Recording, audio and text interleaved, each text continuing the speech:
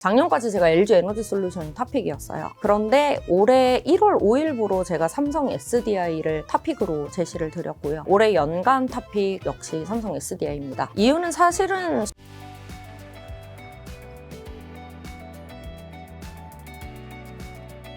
자, 전기차 수요 둔화인 캐즘 우려 뚫고 2차전 여팡이 반등 국면에 진입한 결정적 이유는 좀 뭘까요? 사실은 EV 쪽은 여전히 좋지는 않습니다. 지금 네. 미국 같은 경우에도 신차 출시도 없는 상황이고요. 중고차도 좀 좋은 중고차들이 지금 많이 나오고 있고, 근데 의외로 좀 유럽 쪽은 나쁘진 않아요. 유럽 쪽은 지금 수요가 작년 EV 수요 같은 경우가 작년 대비 올해도 지금 계속 올라오고 있는 흐름이어서 유럽 쪽 전기차 수요에 대한 기대감들은 조금 있기는 합니다. 하지만 우리나라 2차전지 기업들이 EV 쪽에 대한 실적이 개선되는 흐름은 전혀 보여지고 있지는 않은 상황이다라고 보시면 될 것 같고요. 다만 어느 쪽에 업황이 좋으냐, 이제 그 부분은 전부 다 AI 인프라 쪽, 데이터 센터 향에 대한 수요, 실제로 그렇다 보니까 ESS 쪽에 대한 외형 성장이 작년부터 지금 올해는 더 외형 성장이 가파르게 올라올 걸로 보여지고 있습니다. 그래서 뭐 실적 같은 경우에도 LG 에너지 솔루션은 이미 잠정 실적이 나왔는데요. 사실 뭐 컨센 하회를 하긴 했어요. 그렇긴 하지만 EV 쪽 말고 ESS 쪽만 봤을 때는 1분기가 비수기임에도 불구하고 외형 성장이 계속 이루어지고 있다라고 보시면 될 것 같습니다. 지금 2차전지 주가를 올리는 건 EV인가요? ESS인 건가? ESS입니다. 자, ESS가 수요 확대가 단순한 보조 수단을 넘어 2차전지 기업들의 새로운 그 핵심 먹거리로 부상한 배경은요? ESS가 저 한번 그림 한번 보여드려 볼게요. 네. 제가 내부를 좀 상세하게 그려서 작성을 했거든요. 이 자료가 파고들다 ESS 자료가 2월에 한번 나오고 4월에 한번 나와서 AI 인프라 관련된 전반적인 거를 좀 보시기에 굉장히 좋고요. 지금 보시면 이게 제가 일일이 텍스트를 쳐서 내부 구조를 나노 바나나로 그린 겁니다. 그래서 실제 들어오는 이런 모습들인데, 과거에는 이제 데이터 센터다 하면 ESS가 어디에 들어갔었냐면요. 여기에 만약에 태양광을 발전원으로 둔다 하면 ESS가 있었고, 천연가스나 원자력이다라고 하면 없었어요.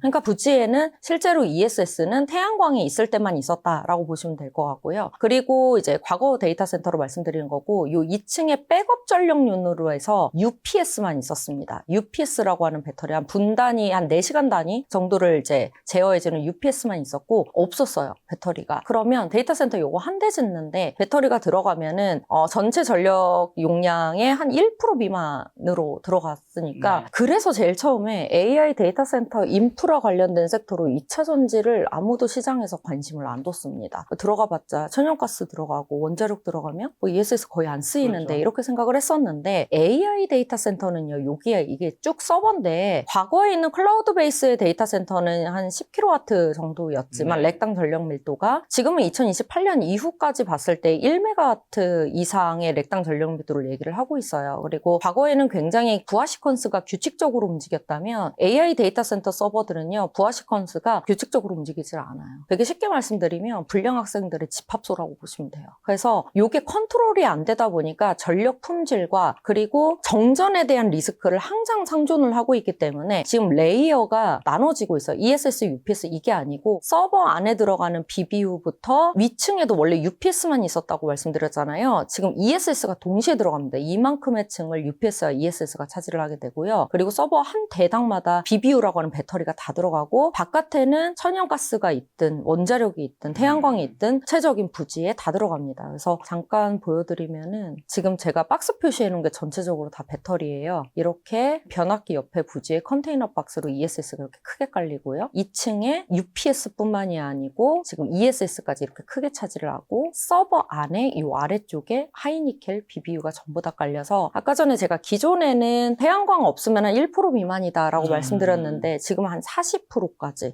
배터리가 늘어났다라고 보시면 될 것 같습니다. 40%나? 네. 야, 그럼 AI 데이터 센터의 폭발적인 전력 수요 증가가 배터리 시장의 판도를 바꾸고 있겠네요? 네, 실제로 바꾸고 있습니다. 그래서 뭐 매출 비중 기준으로 보면은 지금 뭐 EV가 좀 감소한 측면도 있기는 하지만 26년 연간으로 해서 EV와 ESS 매출 비중이 거의 반반 정도 되고요. SDI 같은 경우에는 실제로 ESS 매출 비중이 조금 더 뛰어넘는 이런 흐름으로 가고 있습니다. 그럼 2차전지 업황이 지금 바닥을 지나 추세적 상승 단계에 접어들었다고 봐야 하는 건가요? 네, 저는 올해부터가 본격적으로 상승 단계라고 보여지고 있고요. 실적의 피크는 2028년까지 간다라고 보고 있습니다. 그리고 수주도 작년에 좀 많이 나왔다라고 생각을 하시는데 이 ESS AI 데이터 센터용 ESS 수주는요. 과거처럼 동시에 수주가 이루어지지 않아요. 왜냐하면 이제 부하 시퀀스를 전체적으로 보고 판단을 해서 정정 구간을 확립을 한 다음에 그 다음에 배터리 수주가 들어가기 때문에 만약에 2028년 COD다, 이제 상업 생산이다라고 하면은 배터리 수주는 AI 데이터 센터는 올해부터가 본격적이다라고 보여지고 있습니다. 자, 그리고 또 중동발 고유가 행진이 전기차 및 2차전지 산업에는 어떻게 호재를 작용하고 있는 거죠? 사실 유가가 올라가면 이제 전기부터 시작해서 물류비 전체적으로 올라가기 때문에 2차 전지 쪽에 좋지는 않아요.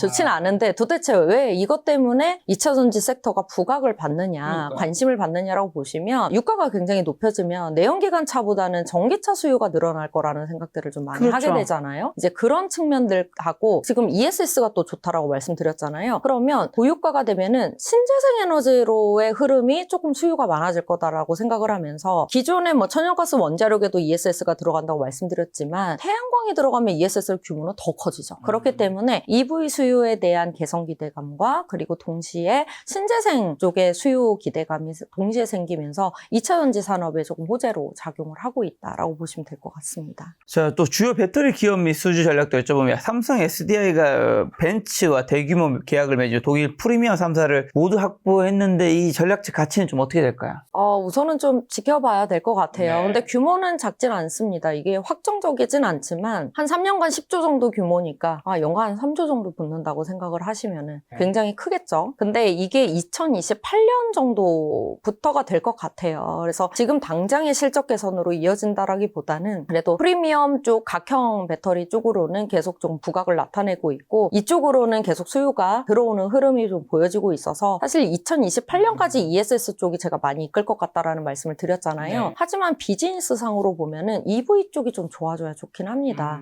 매해 신차가 나온다라는 이런 측면 때문에 가동률에 조금 유리하게 작용을 할 수가 있거든요. 그래서 이렇게 보게 된다면 사실 28년부터는 또 벤츠에 대한 공급 계약이 되면서 이제 연간 몇 조씩 계속 들어오는 계약들이기 때문에 장기적인 성장 그림이 좀 로드맵이 좀 그려지는 그 정도다라고 보여지고 있습니다. 그리고 삼성 SDI 목표 주가가 88만 원까지 제시됐던데 이게 유럽 내 수주 환경 개선과 가동률 회복이 구체적으로 좀 어떻게 작용하고 88만 가능한 건가요? 밸류에이션은 쉽진 않은데 가능은 합니다. 저 역시도 우선은 목표 주가에 집중하시기보다는 추가 상승 여력이 여전히 있느냐. 왜냐면 단기간에 너무 급등을 했어요. 그래서 사실 기관 매니저분들도 고민을 하세요. 너무 많이 올라와 버리니까 이게 2차전지 쪽은 밸류에이션이 그렇게 좋지는 않거든요. 밸류에이션이 지금 62만 원, 64만 원 정도 수준이라고 해도 2028년 EV/EBITDA 거의 한 25배 넘게 이제 끌어온 거기 때문에 이게 밸류에이션 측면에서 접근하면 조금 애매할 수 있기는 한데요. 사실 뭐 유럽 쪽 수요가 지금 개선되는 부분들이 여러 가지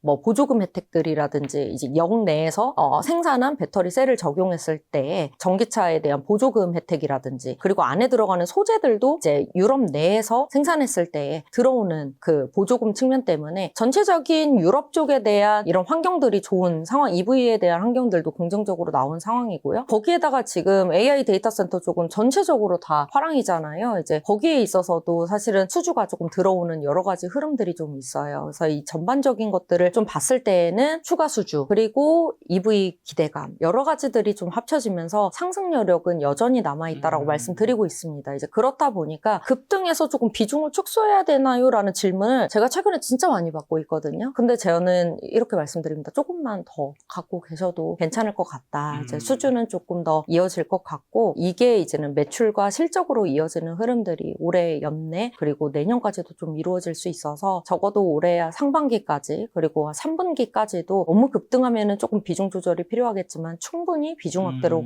가져갈 수 있다라고 말씀드리고 있습니다. 지금 그럼 배터리 3사를 다 좋게 보시는 건가요? 3사 중에서는 SDI가 최선호주긴 하고요. 그 다음에 LG 엔솔도 저는 동시에 좋게 보고 있습니다. SK 쪽보다는 저는 이렇게 두 가지로 좀 압축해서 말씀드리고 있습니다. 그러면 삼성 SDI 하이네켄 NCM 각형 배터리가 중국산 배터리와의 기술 격차를 증명하고 프리미엄 시장을 선점할 수 있을까요? 왜냐하면 이게 우선은 NCM, 하이니켈 NCM이라고 하는 거는 보면은 타겟하고 있는 시장이 분명해요. 이제 프리미엄 쪽에서도 이제 어쨌든 저희 한 번 충전해서 갈 수 있는 주행거리 한 500km 이상, 480km 이상짜리인데 요거 LFP가 감당을 해내지 못해요. LFP는 지금 420km까지 감당해요. 그래서 스탠다드 레인지 위주인데 다들 롱레인지를 그래서 많이 안 만들려고 생산을 많이 안 하려고 하죠. 왜냐면 롱레인지는 결국에 하이니켈 배터리를 장착을 해야 되는데 그러면 보조금 없으면 사실 경제성이 안 나오거든요. 이제 그렇다 보니까 전기차에서 다양한 모델, 다양한 옵션으로 가고 싶어도 사실은 이 하이니켈 배터리에 대한 경제성 측면 때문에 만들지 못하는 측면이 있었고요. 이게 중국 배터리가 더 앞서고 있어서 수요가 감소한다가 아니고 지금 기술 성숙도가 이 롱레인지와 완전 장거리 쪽으로는 아직 경제성이 안 나오기 때문이다라고 판단을 하셔야 될 것 같아요. 그래서 분명히 여기서 경제성을 마련을 하게 되면은 이쪽 시장은 우리나라 기업들이 우세할 수밖에 없습니다. 자, LG 에너지 솔루션이 그리고 벤츠와 LFP 배터리 및 차세대 원통형 배터리 공급 계약을 맺은 것은 기술 다 변화 측면에서 어떤 의미가 좀 있을까요? 제가 앞서 말씀드렸듯이 배터리가 타겟하고 있는 시장들이 있습니다. 그러니까 EV 쪽으로 보면은요. 지금 스탠다드 레인지 쪽 420km 이하짜리 같은 경우에는 대부분 경제성이 나올 수 있는 저렴한 배터리를 하고 싶겠죠. 그래야지만이 이익이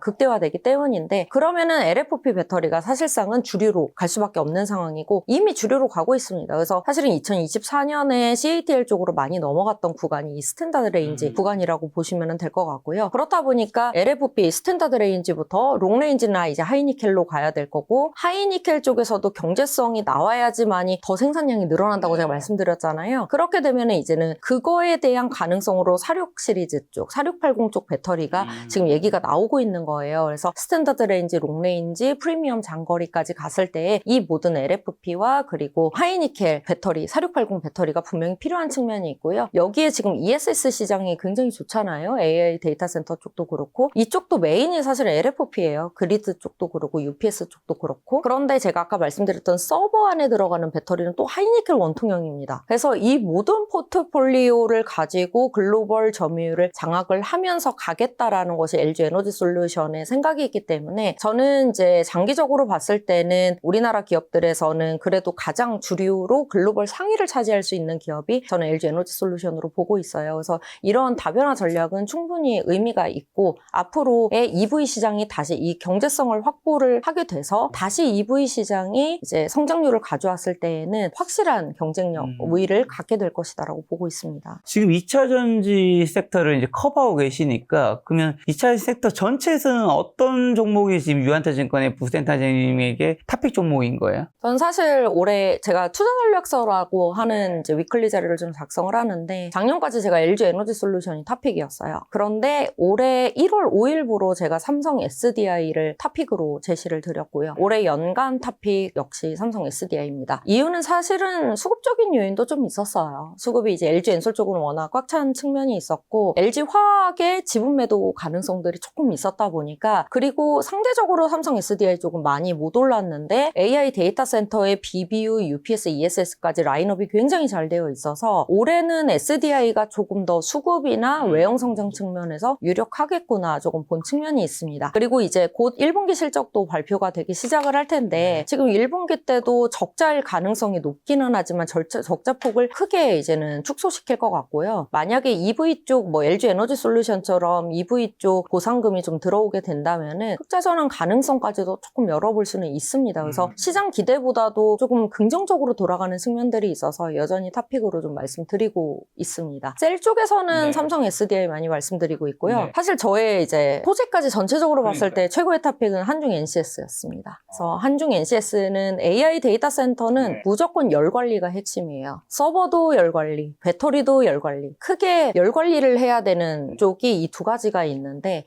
배터리 쪽 열 관리에 있어서는 글로벌 탑2 정도라고 저는 보고 있어요. 그래서 한중 NCS라고 하는 이제 냉각 시스템 기업을 탑픽으로 여전히 말씀드리고 있습니다. 이 기업의 주가는 지금 많이 오른 상태인가요? 네, 제가 추천을 했을 때가 4만 원 언더였었어요. 그래서 4만 원 언더 정도였는데 지금이 한 7만 원 넘어갔을 겁니다. 그래서 오늘 조금 조정이 있는 거예요. 워낙 급등을 했었기 때문에 조금 조정이 있는 것 같기는 하는데 그래도 뭐 6만 5천 원 선은 이미 넘어서고 있고요. 장기적으로 제가 목표가가 9만 7천 원인데 이게 딱 삼성 SDI 고객만 가지고 추정을 한 거기 때문에 지금 내년부터 미국 공장 돌아가기 시작하면 경우에는 고객사가 조금 더 다변화가 될 것 같아요. 아무래도 열관리 쪽에 대해서는 중국을 제외, 중국도 한 기업밖에 없어요. 엠비쿨이라는 기업밖에 없는데 그 기업 안 쓰면 이제 이 기업을 좀 사용을 해야 되기 때문에 그 두 개가 탑2인 건가요? 네, 풀체인 냉각 시스템 기준으로 말씀드리는 거고요. 그렇게 탑2인데 지금 한중 NCS가 만약에 고객사가 전체적으로 다변화가 된다면 추가 업사이드 여력은 충분히 있다라고 보여지고 있습니다. 삼성 SDI와 한중 NCS? 네, 맞습니다. 네. 자, 소재도 근데 여쭤봐야 되는데 에코프로 그룹이 시가총액 50조 원 해보겠더라고요. 국내 그룹사 순위 9위에 재진입한 것은 시장 투심의 어떤 변화를 좀 시사할까요? 근데 항상 이제 2차전지 쪽에서 보시면 코스닥으로 남아있는 기업이 지금 양극재 쪽에서 좀 시가총액 큰 기업들 중에서 보면은 지금 에코프로 쪽밖에 없어요. 에코프로와 에코프로 PM 정도밖에 없는데 저희 정부에서의 코스닥 활성화 정책도 있고 여러 가지가 있다 보니까 수급적인 쏠림도 분명히 작용을 했다라고 저는 보고 있어요. 왜냐하면 실적이 그렇게 좋은 상황은 아니거든요. 네, 그렇기 때문에 그런 수급적인 요인이 좀 컸다라고 보여지고 있고 다만 두 번째로 봤을 때에는 리튬 가격이 워낙 지금 상승을 많이 하고 있어요. 급등을 하고 있는데 이게 가동률이 좋아진다라는 측면보다는 재고평가에 대한 부분이 좀 있는 것 같아요. 그래서 뭐 상반기 중에도 지금 재고평가 환입이 조금 들어오는 효과들이 있어서 실제 실적은 적자 가능성들이 좀 있었는데 재고평가 환입 규모로 인해서 전체적으로 상반기 내내 조금 흑자 전환될 가능성이 있다라고 보시면 될 것 같습니다. 그래서 실적적인 요인도 조금 시장에 좀 관심을 더 이끈 측면이 좀 있다라고 보여지고 있습니다. 근데 증권가에서 에코프로 BM에 대해서 매수와 중립 의견이 엇갈리는 그 이유랑 투자자들이 주목해야 할 핵심 요소는 뭘까요? 매도를 얘기할 수는 없는 거니까.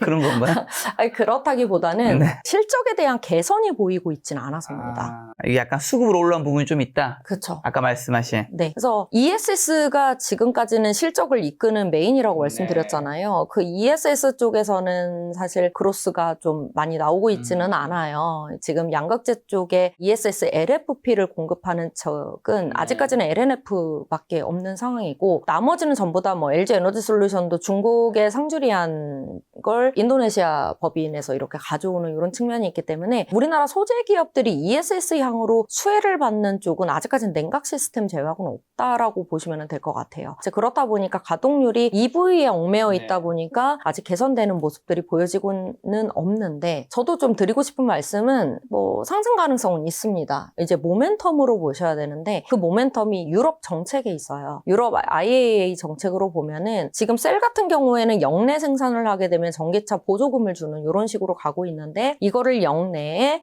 생산에서 배터리 핵심 부품 3가지를 넣게 되면은 이거 역시도 보조금을 추가를 해주고 단기적으로는 7개 부품까지도 늘리겠다라는 얘기가 나왔는데 그중 3개 부품이 통과되는 법안이 아마 6월 안으로는 통과가 될 것 같아요. 그렇게 되면은 거기에 들어가 있는 게 또 양극재입니다. 그러면 유럽의 생산 공장을 갖고 있는 양극재 기업이 지금 에코프로 BM 정도예요. 그래서 이게 수혜가 있을 수는 있습니다. 주가 상승으로. 근데 이게 매출로 바로 찍히느냐? 그렇지는 않습니다. 사실은 이게 발효가 되기 시작하는 게 아마 내년 하반기 정도나 돼야 될 거기 때문에 그런 시차는 조금 있다라고 보시면 될 것 같습니다. 자, 그리고 또 LNF가 1분기 어닝 서프라이즈 기록하면 흑자 전환의 기틀을 마련할 수 있었던 동력은 좀 뭘까요?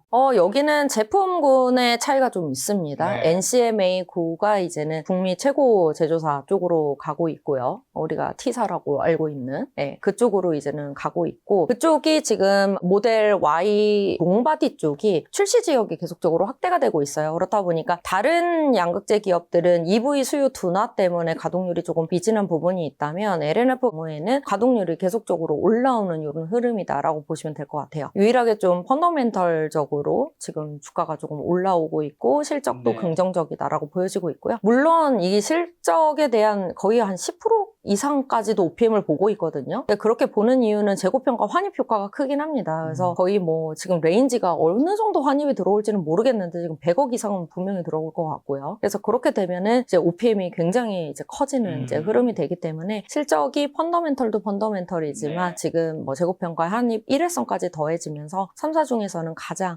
실적이 호실적을 기록할 것 같다라고 예상되고 있습니다. LNF는 그래도 좋게 보시는 건가요? 네, 탑픽이기는 합니다. 그렇긴 하지만 가장 최선호주를 보자 하면 아까 한중 두 가지. ACS로 말씀을 드리는 거고요. 네. 그리고 또 최근에 중국산 탄산 리튬 가격이 연초 대비 40%가량 급등한 게 국내 양극재 기업들의 판가 상승 및 수익 개선에는 어떤 도움을 줄까요? 워낙 리튬 가격이 많이 올라오면 네. 이게 이제 판가로 좀 전이가 원래는 좀 되거든요. 전이가 되는데 지금 가동률이 너무 안 좋아서 셀 기업들이 사실 ASP가 올라가는 흐름까지는 기대는 조금 안 하시는 게 좋을 것 같고요. 다만 지금 이게 재고평가 환입으로 인해서 1분기가 좀 좋아질 것 같다고 했는데 이런 흐름이 지금 재고평가 이익으로 또 2분기 때 또 추가적으로 상승을 했기 때문에 이어지는 흐름들이 분명히 있을 수 있다라고 보여지고 있습니다. 그래서 이익률 측면에서는 재고평가 환입 효과가 좀 계속적으로 이어질 수 있다라고 보고 있고요. ASP 상승은 아직은 기대를 별로 안 하고는 있습니다. 네, 셀 기업들이 너무 안 좋은 상황이어서